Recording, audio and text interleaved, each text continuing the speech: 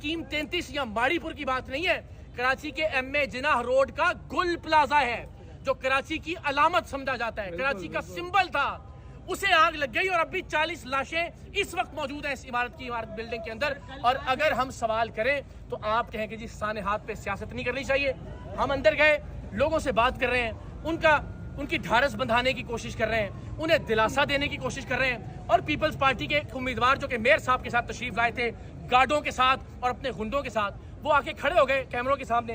हमने कहा माकूल आदमी लगता है, कोई वेस्टकोट वगैरह कोट शोट पहना हुआ है।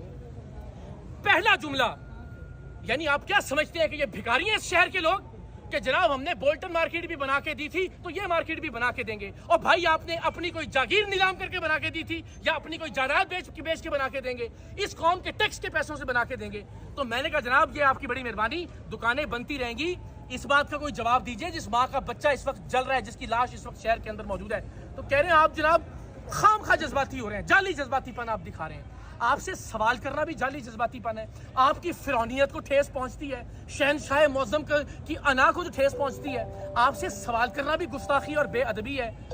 यही मौका होता है कि हुक्मरानों के गुमाश्तों से, इनके दरबारियों से, इनके चेलों से सवाल किया जाए, तहजीब के दायरे में रहते हुए, तमद्दुन के दायरे में रहते हुए, लेकिन इनसे पूछा जाए।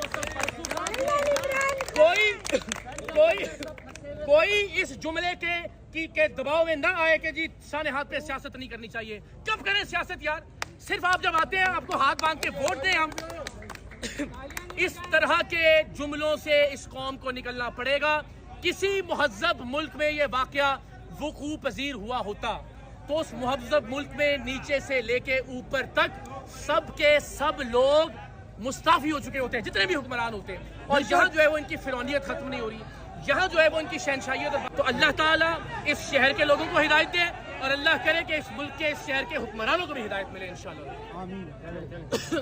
चले